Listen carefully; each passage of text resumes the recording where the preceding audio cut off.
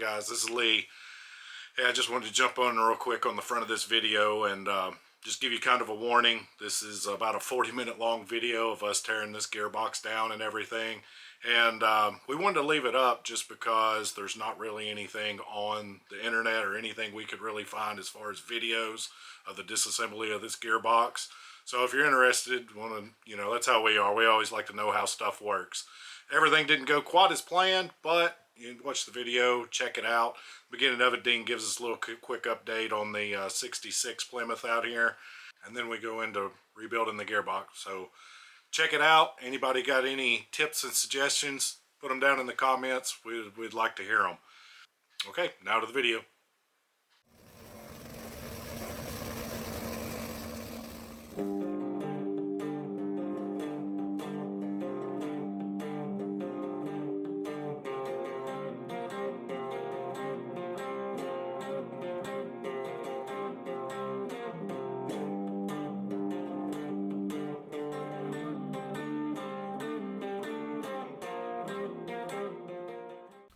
Hey everybody, time for another episode of NSB Custom Cars. So on the agenda for today, I've got a lot going on. The last episode, we went to the drag strip, took the Dart, took the Super B. My cousin was there, and when I made my couple passes, we was throwing a lot of smoke out. And the car wasn't running like it should, so we came back, we did some tuning on it, and like in the other episode that I showed you, that we put a fuel pressure regulator on the nitrous. I think that it was getting a little too much fuel coming through, so we got all that took care of. Still haven't got my tires in, or my slicks. They said they're supposed to ship the 20th, so we're getting close to the time that they should be shipping it in, but we'll get them put on. The other thing that I need to do, that when I put this car back on the trailer, which I've had a small leak in my power steering unit, and it's not the power steering pump, it's actually the gearbox. And it's gotten to the point now to where it's really starting to pour out, so I have to address it. I pulled it off the trailer, I had a big spot in the trailer, even here in the garage it's dripping. So on this episode, we're going to take the gearbox off the car and get it over here on the bench, and we're going to tear it down and rebuild the power steering box, or gearbox. This is going to be the first time. I've never done one. Out of all the years, I've never had the gearbox actually go out like this, so I bought a kit. Matter of fact, a whole lot cheaper buying this gasket kit. Comes with some bearings, all your seals and everything. So we're going to get this buttoned up, hopefully, and not mess it up. Have to buy a new gearbox. But we'll go through it and we'll see what we get on it.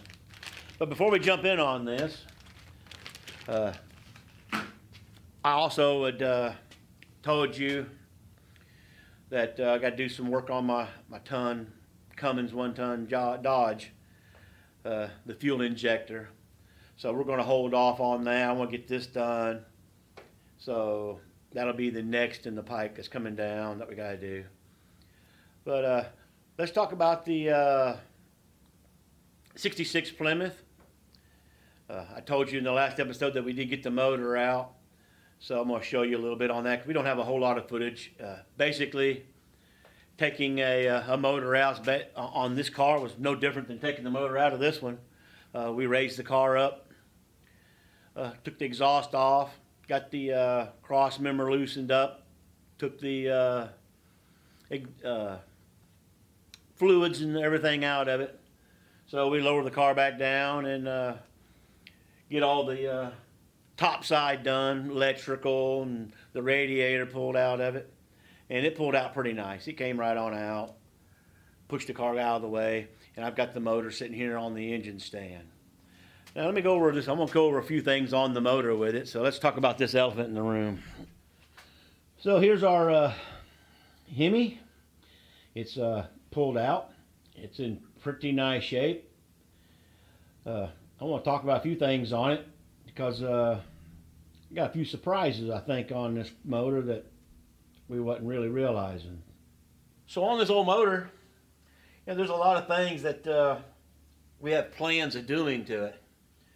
For one, we were going to take this motor completely apart, rebuild it, and go back everything new on it. But after getting this motor out, we've got to noticing a lot of things on here that's telling me that this is not the original motor for the car. I haven't checked the VIN numbers out to see if it's a matching, which I might try to do. I don't know if they still do that on the new ones versus the old ones. But for one, let me bring you in here so you can see some of these. First off, after getting it out, I'm noticing here on the valve cover we got some grease pencil or ink or paint pencil that they put some numbers on this car. I don't know if they're serial number or if it was the mileage that was on the motor when they pulled it out.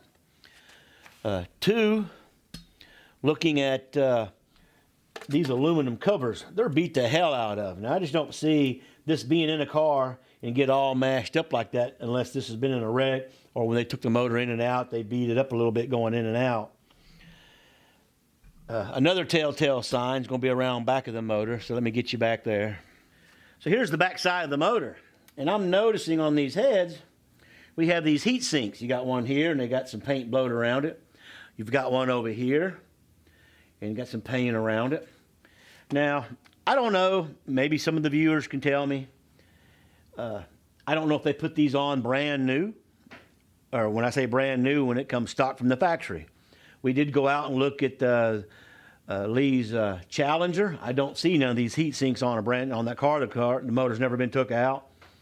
I think this is something that the junkyard may have popped on, and these are to say, if you put this in your car and you drive it and you get it hot, these fall off, that voids your warranty.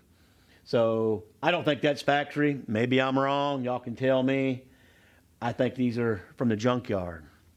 Here's another spot that I've noticed. So down here on the dampener, I've noticed they got a line they've marked.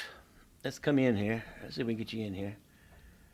Yeah, they've marked a line to say if you took this bolt in or off or not. So if this has been pulled off and something's been changed out, they know that that's been loosened and tightened back, even though you could probably tighten that back and line that back up. I don't know if that's junkyard spots or not.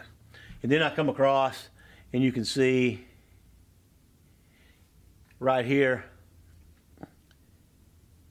in the freeze plug, they've got some dots put in, like marking it. I don't know what the mark is going to do for it, but that particular piece has been marked. One other spot that I noticed on this heat riser,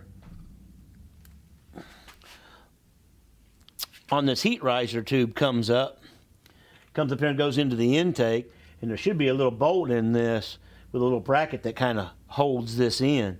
That's all missing, wasn't on the car, so something tells me that this may have been took off or they've done something and replaced it. And then once again, when you follow this tube on down right here, here's another little grease pencil that they've marked on this.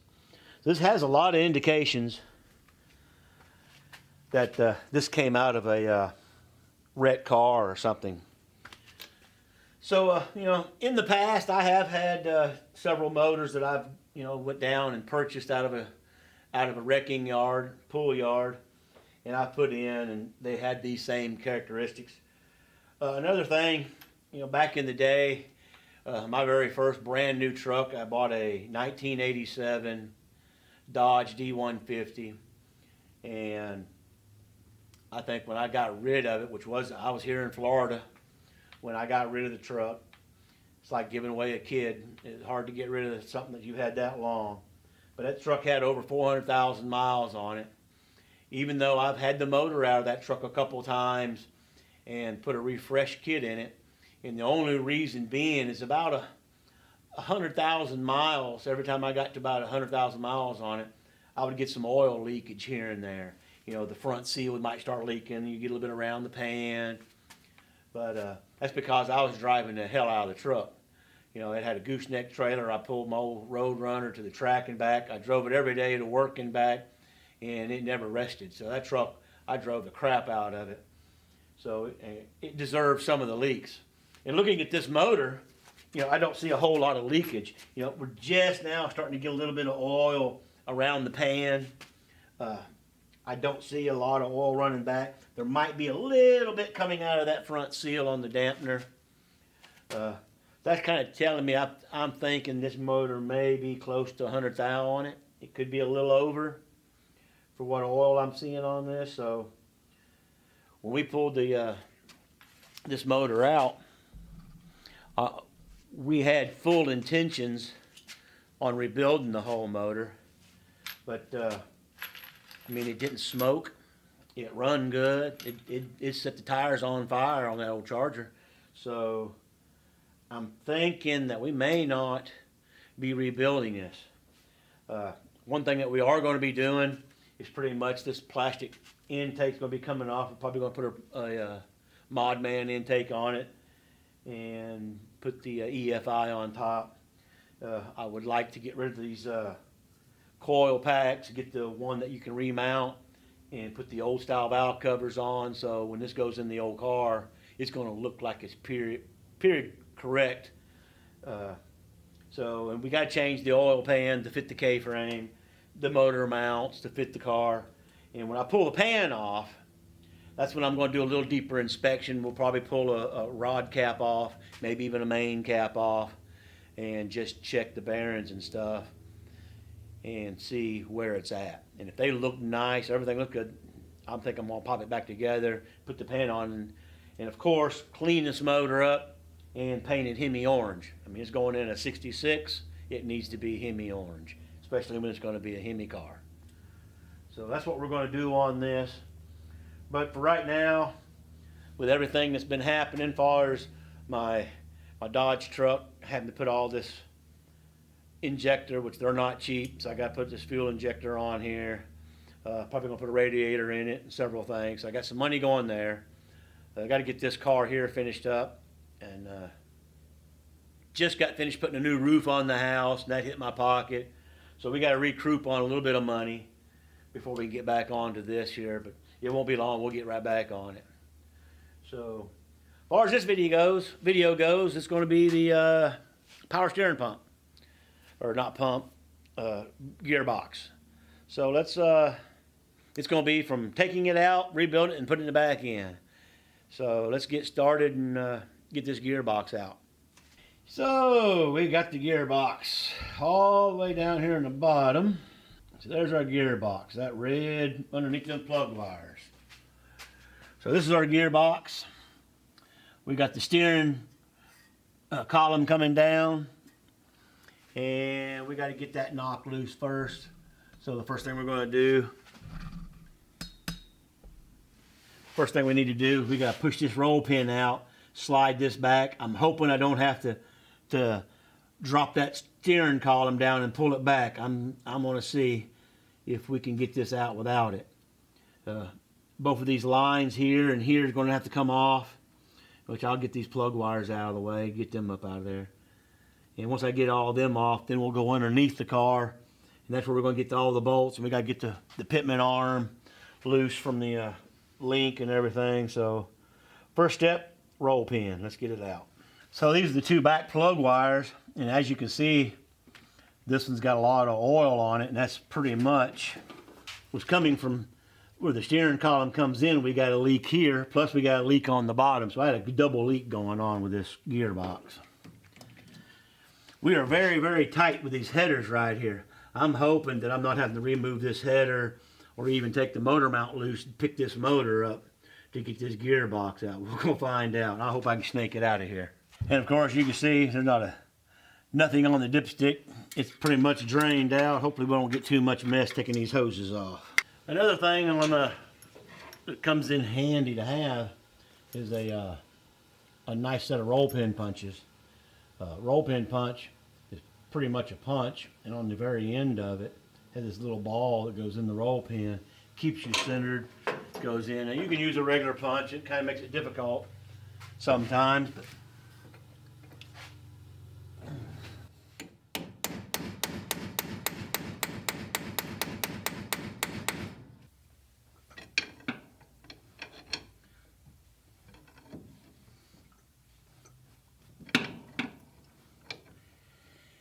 It's probably gonna make me pull the steering column. It looks like that's probably as far as it's gonna go back.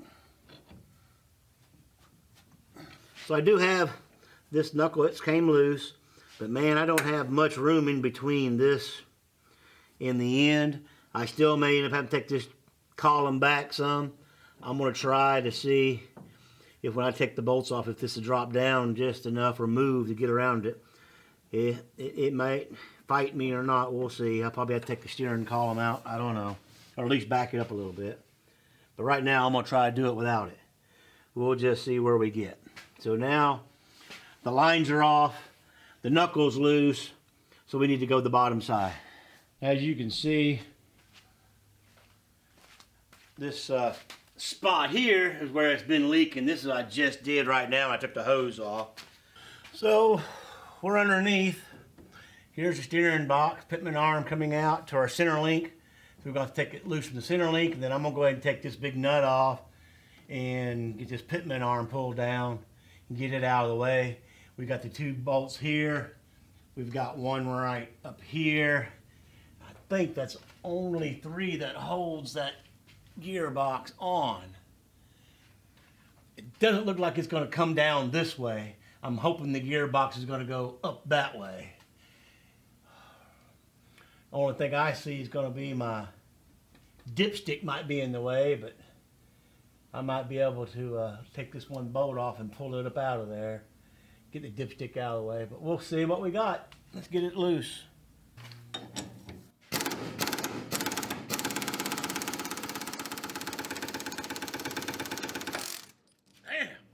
Phew, she popped off her. So we got the gearbox out. To get it out, I had to take the header loose, which I took the exhaust off, got the header loose out of the way, and then it still didn't want to come out, so I had to do the power steering pump where I could lift it up. Did have to bend my damn dipstick around a little bit to get it to come through there, but it's out. Next step, we gotta tear this apart. So we're gonna get started. All right, now that the gearbox is out of the car, I got it in my vise on the little tang that hangs down on this one spot here. I have disassembled just a few pieces on this, and before we go over this a little bit, I want to talk to you about, on the internet, there's not hardly anything on rebuilding one of these gearboxes. I've looked up everything on YouTube, on just across the board. Can't find anything but one kid just ripping it apart like he don't know what he's doing, and then there is an antique video on there on how it works, but they're not telling you how to take it apart, put it back together. So I'm kind of winging this. This is my first one. I've never done it. It's nuts and bolts. It should come apart, go back together. Hopefully I'm not screwing up. I have to buy another gearbox. I may have to. We don't know. So far what I've done is this is where your steering column comes in. Dang it, I'm going to lose stuff already. This is where the steering column comes in. There's this big castle nut. What I call castle nut because it's got all these notches. It's really for a spanner wrench to get on. And there's a shim. It's got a little bitty notch on here that goes in. I've took that off. Now on where the pitman arm goes on, where the steering, which is your cross. This is your rack and pinion pretty much. That's the rack, the pinion. So I've took it off. It also has a castle nut. The big one, it came off pretty easy. This one, I had to use my hammer and chisel and really get on it pretty hard before it started to move. So that was really tight. So I popped that off. Once I popped that off, you have your dome cap that was on here with a nut on the end of it. So I removed the nut, take a screwdriver on the bolt, which the bolt is, I threaded it back in here. Right here's the bolt I'm going to show you because it's just a turn in. And you just start turning this bolt, and this will feed out, and then you can take it off. This nut, which is on your pinion, or your rack and pinion, it slides in here. So there's that. To get this shaft out, the shaft was in here like this, you have to line these 3 teeth up with a notch in here, which I'm going to show you. Tapped it one time with a hammer, it popped right out. The only other thing I've done is this is the top of your where the hoses come in. On there, there's 2 bolts, and you have this pin that goes in there, and this pin comes in to here. This is the pin that's when you're doing your turn, left turn, right turn, this pin is what is directing your fluid to go from one side of the piston to the other side of the piston to assist you in your turn. This also, you notice how this has got a slot here. And when this is on there, these holes are big enough that you can actually move this back and forth a little bit, which moves this pin, which gets you your center point, equal pressure on both sides of the piston. Now, there was one spot online that I found a man was, and actually you'll see it, it says making a left turn. And what happens is if that's not center, you get more pressure on one side of the piston, so it's constantly got more pressure on one side, so it's trying to push. You could actually lift the car off the ground, and he showed it in the video. With the car running, the car just turns automatically by itself all the way to the left. That will stop that from doing that by moving that back and forth. So at this point, let me show you inside here, and we'll start tearing it the rest of the way apart. So as you can see inside, there's some needle bearings laying down there. There's your 2 bearings. This is the piece here that I was talking about. Yeah, this piece here, that's notch, that's where these teeth went in. So I'm gonna slowly just slide this back in so I'm getting bearings. Look at all these bearings just popping out, coming out. They were bad, evidently, because they shouldn't be falling apart like that. But once you line that up, that comes right out. Then there's teeth, which is in this piece that's coming down. That's your rack, which is making this spin, you know, turn your wheel on your steering. So next step is we got to get these bearings out in this bottom seal. So next thing I'm going to do is I'm going to pop this bottom seal out because I was getting a leak here and I'm getting a leak here. So pretty much you come in sideways with a screwdriver, tap this with a hammer, and I already got it started. And then there comes my seal. So I don't know what else left. We'll have to look on the book. These 2 bearings are going to come out, but I'm going to wait on that for a minute because I really would like to get my seal here. This is where I was leaking up top. I was getting a lot of leak coming down. It's dripping and running down. So I had more leak here than I did here. So what we were doing on this, I'm just coming in here. There's no lip to grab to, but I'm kind of holding it, pushing it in hard, and as you can see, it came right up. I'm going to leave all this together, and right there is probably my seal that's leaking. So I'm thinking there's no sense. The steering was running fine. I just got a couple leaks. I'm going to replace this seal. I'm going to replace this seal. I'm going to replace my 2 bearings, put my seals back in here, and I'm going to put this back together, and I'm done with this gearbox. I'm not going to mess with the ball screw, the piston, because everything was working fine. And even looking at this particular seal, don't know why it was leaking other than it's just an old car. It looks good. It is kind of flattened out. I don't have a whole bunch of bump here. So hopefully the new seal will go on a lot better. Looks like there's a seal right here too. There's something right there.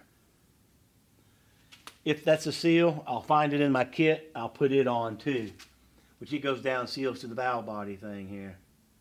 Yeah, I see it. Wow. And there's a pin. This hole, and there's a pin down here, which you could, camera can look at it in a second, but that pin's right there, which is on there. I wish I'd have marked what side was over that way, but I turned it completely in circles. That's got to be how it is. Try not to mess up here. Messed up now. So, all I did was grab this shaft, yanked up a little bit. This whole unit's coming out as in one. Reason I done that because we have one main seal right here that I definitely want to replace. I'm really not sure about everything in the center of this. I don't want to take this apart, but as you can see, this is your pin. You see how that's spinning. That makes this go up and down. So I'm going to set this on the table.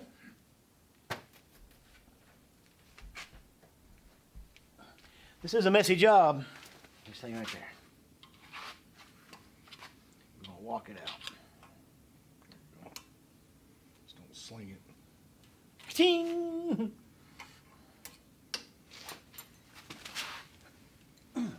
Rings out.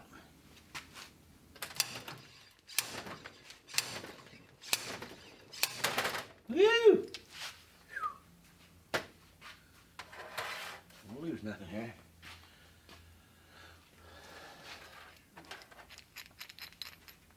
Kind of makes me worried for the bearings. So there's that seal.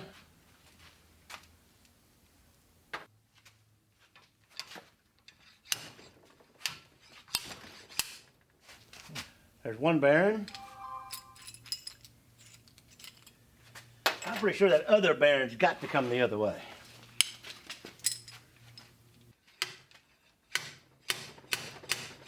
Something's coming. Come on, you got it. Bearing 2. Whew! Bigger assistant. Hold it center in that shaft. That way this bearing's going to go in straight.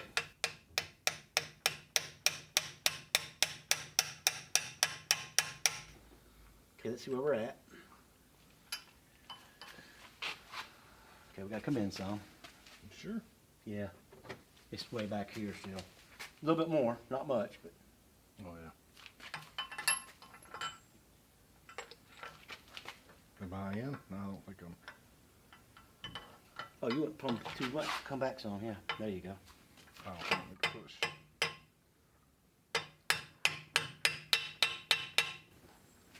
Pull it out. That look good. Yeah. Flush. I need to come. So pretty much, I didn't want to ruin my bearing. So a plug socket fit the bearing just about perfect. I've got a bigger socket that goes over that socket, and that way I can drive that bushing in, bearing without destroying it. That's how I did this side, put the bearing in. Now we're going to put the bearing in the bottom. So we're going to come the other direction with this shaft.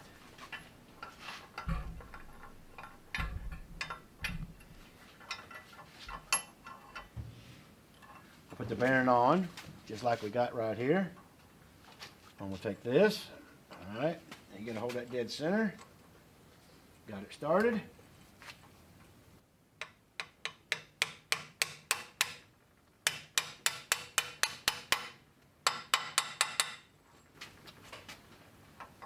Oh man, can't get no better than that. Using the same socket, my seal's going in next. Why I put my hammer up, I don't know.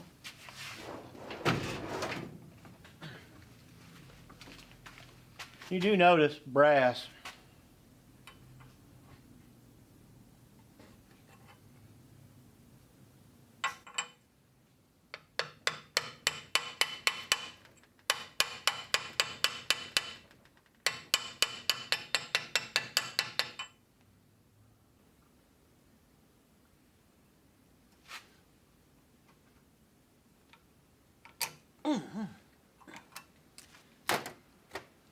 Once you get it up in that hole, you take your screwdriver and pop that key back in and she'll pop right in spot.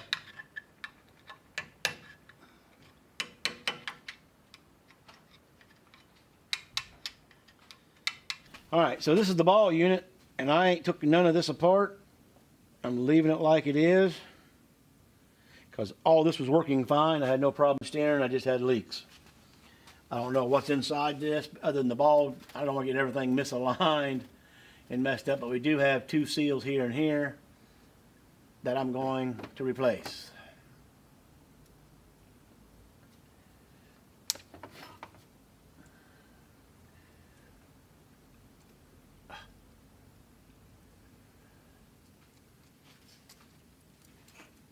There's one.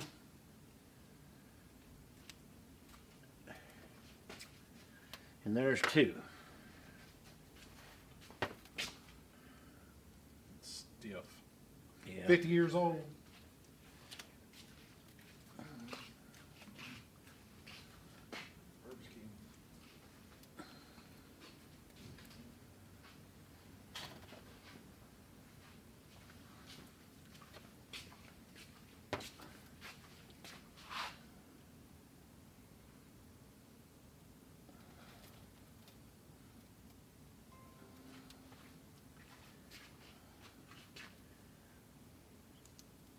might as well go ahead and let it run on down, you reckon?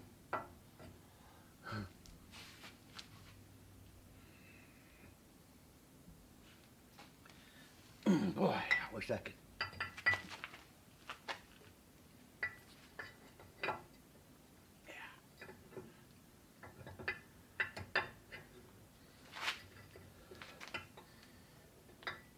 Wait a minute.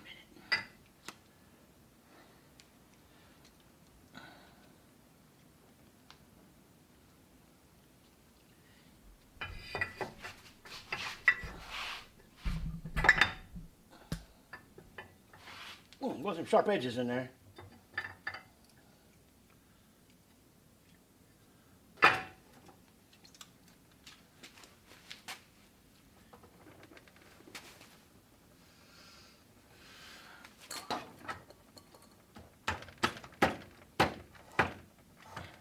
There it is. So you can see when you turn how that gear slides up and down.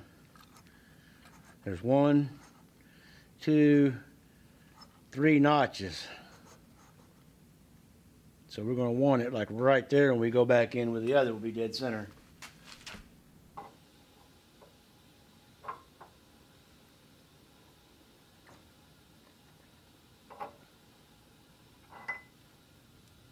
Got some new seals back here. I know. I just can't see when I put it in the hole.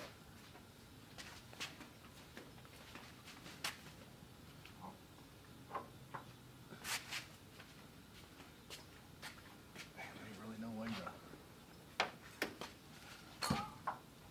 There we go. Just wanted to spit her. So I got my shaft back in. We put our seal in that seals this piece here. You know that's offset. This is offset, so it's going to have to come out to here.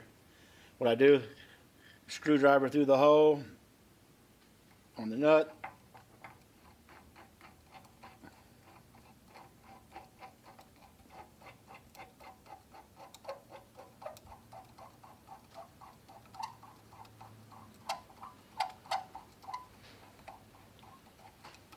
With the torque spec.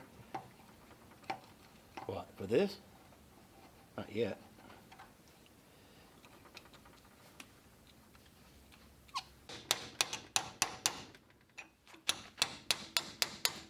As I'm tightening the king cap down, I'm making sure I'm not binding this up because this will start pushing down on that shaft. And this is the one, when I went to take it off, it was super tight.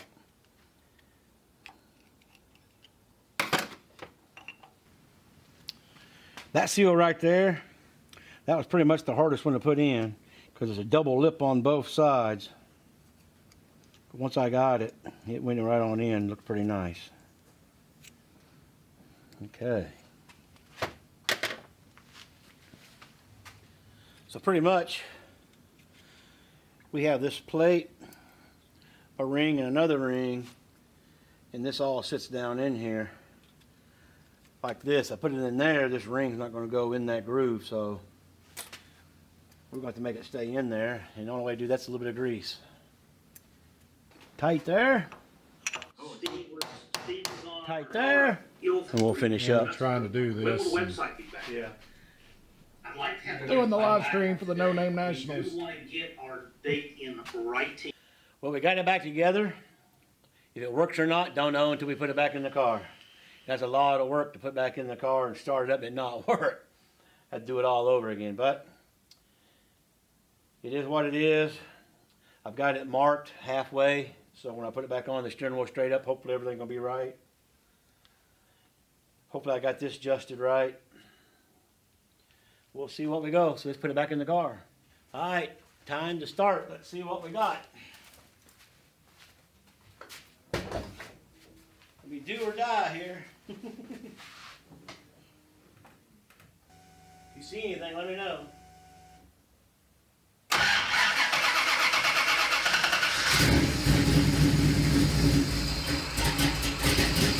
Amy, one turn left. Yeah.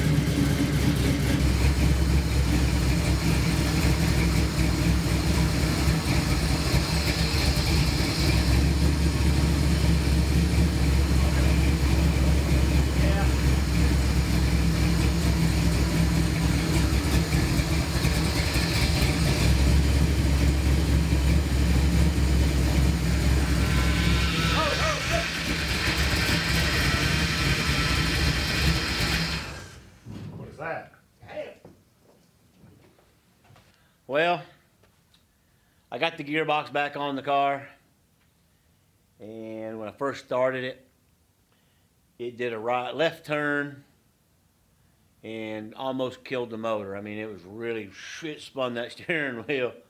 I got it all bled, and there's a few adjustments that you do for when it's doing the left turn. And right now I have it adjusted far as I can get it to one direction on the valve body. You move this valve body back and forth, and it takes care of that left turn. It puts more pressure to one side than the other. And right now, doing all my adjustments and getting it where I can get it, it's not too bad. I got it to where it's at least not doing the immediate left turn. But it sits there, it's wanting just barely do that left turn thing. So I think this gearbox, I don't know if I done something wrong or what. That's my first pop at it. So let me show you what it's doing. So I'm gonna start the car here.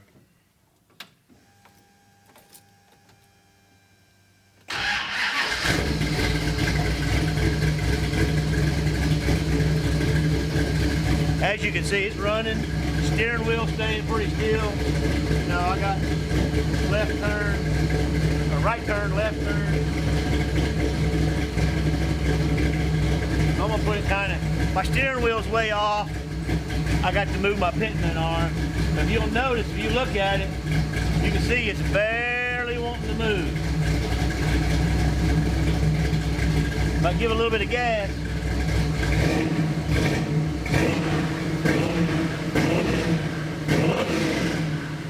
it's still wanting to do a little bit of left turn. And when I turn it, it's easy that way. It's easy that way too, but it's a little bit harder to go that way than it is this way. So I don't know.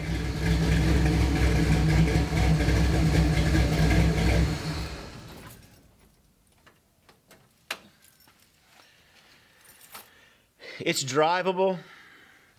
So at this point,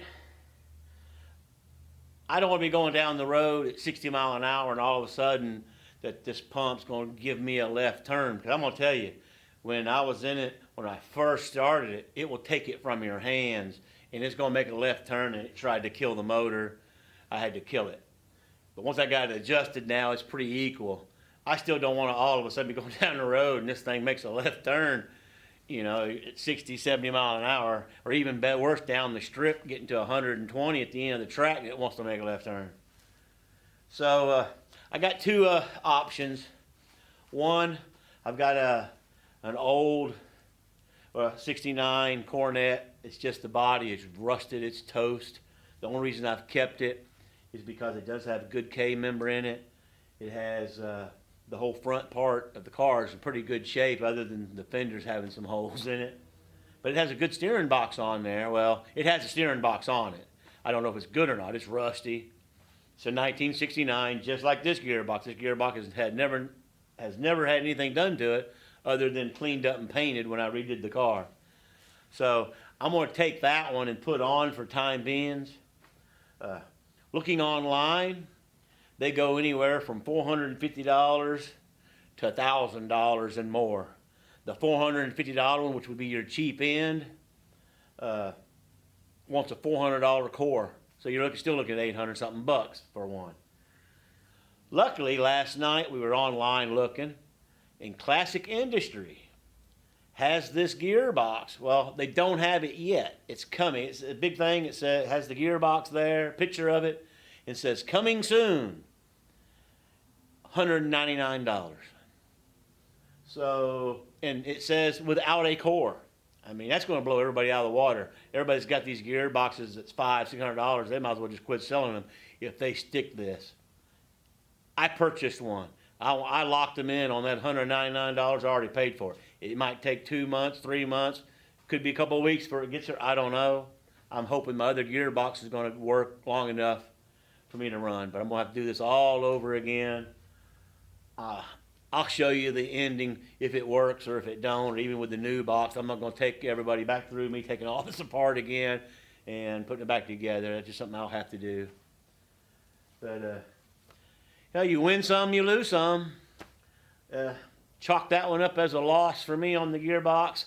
When I do get this out, I'm going to take it back apart again because I didn't do nothing with the hydraulic side of that, but put two seals on it and put a shaft seal in, and then I changed some bearings out on the opposite side. It has nothing to do with this, the power steering part. The rack part on the other side is just a shaft that runs through there with the bearings. The bearings did come out in pieces as soon as I took the shaft out, so those bearings were bad and wore out.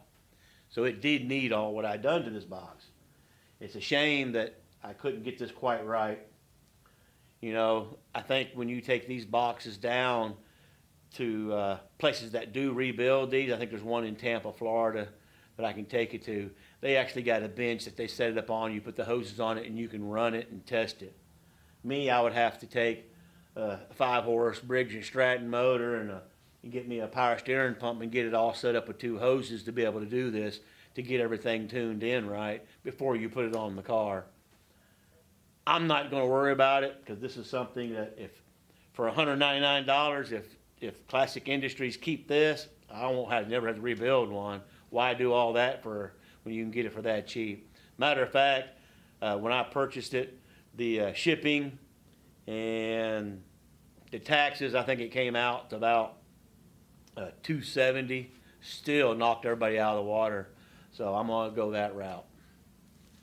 So that's gonna be everything for this video. Don't forget to subscribe, to like us, and until the next one.